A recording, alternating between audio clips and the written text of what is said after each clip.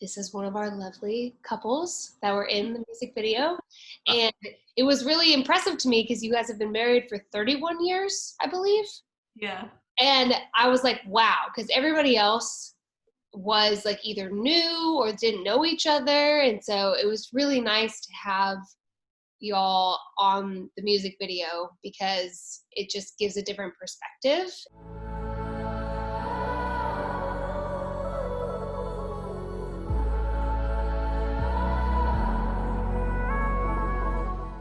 I'm Mireya Olmos, and this is my husband, Robert Olmos, and we've been married 31 years. 31 in March. We just turned 31 years in March. For me, I don't know for her, but for me, quarantine felt that we got even more closer. Living in a big city, living in LA, you're at 100 miles an hour.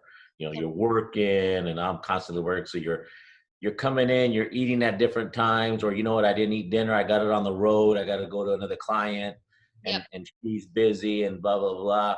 We're quarantined, we would sit as a family, which we hadn't done in a long time.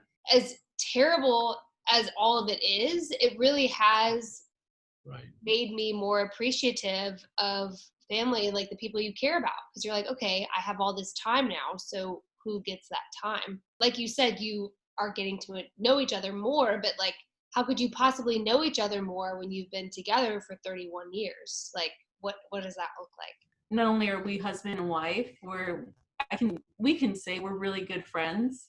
As much as we get on each other's nerves, we really enjoy being together. So we can be in the same room all day together, not have spoken a word, but we're comfortable being together. Today, he just got home a little while ago. And I do construction. He does construction. He's a journeyman plumber foreman right now, so he's running jobs. And so he comes home tired physically, but also mentally spent. Totally. And I see it I could see it in his eyes and his attitude. And I won't say I allow him to go take a nap, but maybe years before I would have said, no, but you need to spend time with us. And now it's like, okay, you need a refresher, you need a nap. It's no big deal. Whereas before I would have been upset, like, you've been gone all day and now you're gonna go take a nap. So like the communication has started to be better. We talk to other couples where people might meet us and they think like, oh, you guys sound like you're the perfect marriage. And no, it takes work. Sometimes she might say something that I don't like, but I'm not gonna be like, you work it, you love them, you forgive them. Or what's interesting, it's funny, now in our later years of life, she's like, I don't like the way you're speaking to me. And I'm like, we've been married for 32 years. I'm thinking the same now as I spoke before. Yep. But again, it's it's work. We work at a relationship. Mireya got pregnant out of wedlock. I was in the church choir and I was singing and I felt somebody was looking at me. And I looked out, as I'm singing, I look out and I can see this gal go like this. No, not like that. Yeah, you were. And then I'm like, okay, all right. So then I didn't say nothing. So everybody was going to go have pizza after the choir, after the show. The Glee Club. Wow. Okay. Okay. No, I'm familiar. No judgment here. I got you. Awesome. But as I go to the parking lot and I get in my car, who's standing in front of my car? I wasn't standing in front of your car. Oh, she was standing right in front of my car, like with a sad face. Oh.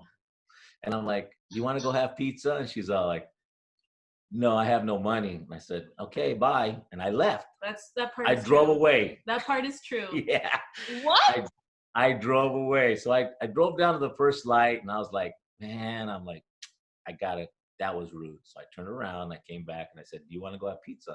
And she goes, I told you I had no money. I said, well, come on in. And so she got in the car. Of course, I knew she wanted to come. Right. So she got in the car and we went to go have pizza and somebody took a photo. We have a photograph of our first unofficial date at the pizza place. Yeah. And they took a picture of us and that was and after that it was history. It's right here. Oh, look at that. Oh my gosh. Oh, I love that. Oh.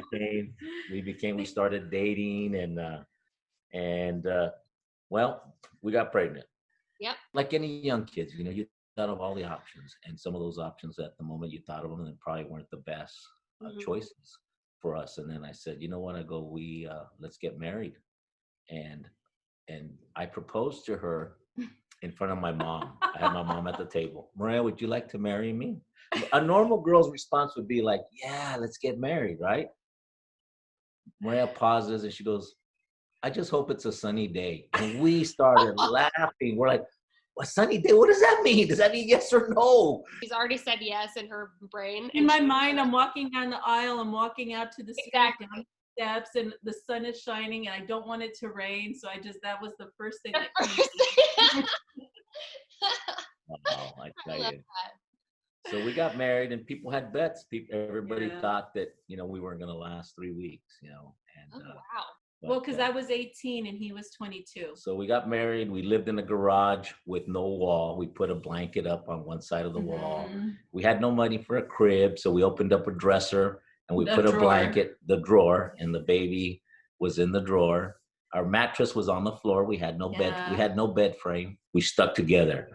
And there was difficult times. I mean, you know, there was times of fighting, of arguing, of I want to divorce you, and I would say, you could want to divorce me, but I ain't gonna divorce you. I made a commitment to God, and then I made a commitment to you. You ain't gonna divorce me. I got to a point where we went to counseling when we were at church. We did some marriage counseling, which was awesome because it gave us tools on how to communicate. And it didn't fix everything because, you know, we both had to learn things, and I had to learn that I couldn't change her, you know. It was one of those aha moments, and I was sitting there like, wait, what? You mean I gotta accept him the way he is? I can't change him? And they're like, yes. And I was like, oh, yeah, that makes sense. But that is hard. Just seeing my parents and their relationship and them choosing to be committed to each other, but not every day. It's a Disney movie. And I feel like my generation was raised to believe that once you find love, you're gonna be fine. And everything's just gonna work out. And you're gonna have it forever. You guys are giving such great input on what it's like to be committed to somebody. There's this instant gratification thing with my generation that is very much like, oh, if you're not making me happy now, then I'm done with you. And it's like, that's not what commitment is. My husband and I, we were college group co-leaders for a long time. I think like 5 years ago for 8 years. And we would see that with college students a lot. It's if it doesn't feel good to me, if I'm not being affirmed constantly, then I'm out of here. And I think that spills into relationships, it spills into jobs, it spills into friendships, into family. I think you're right. It is a generational thing. I feel like there's just so many options right now for my generation. Like you can actually not go anywhere and still flirt with somebody over the phone, like an app. And it's like so much easier to do that. You got to be vulnerable in a relationship. I mean, you got to be willing. Transparent, you got to be vulnerable. willing to, you know, get hurt. If you're in a relationship, you're going to get hurt. And some of those guys I talked to, I know I could tell they're scared to death. And I was like, man, what's wrong with you, man? I would be calling the girl. I'd go visit her. I'd talk to her.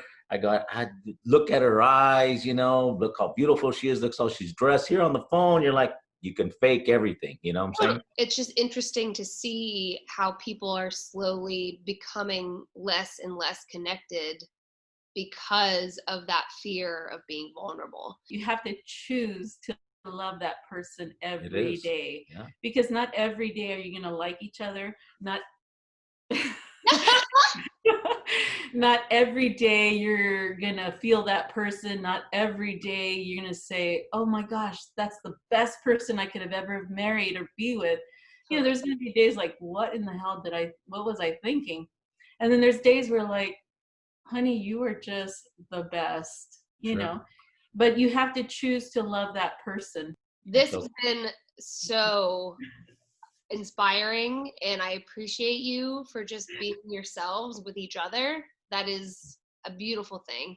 Thank you guys so much. Enjoy the rest of the Thank you for allowing us to be part of your video and all your stuff that you're doing. Thank you.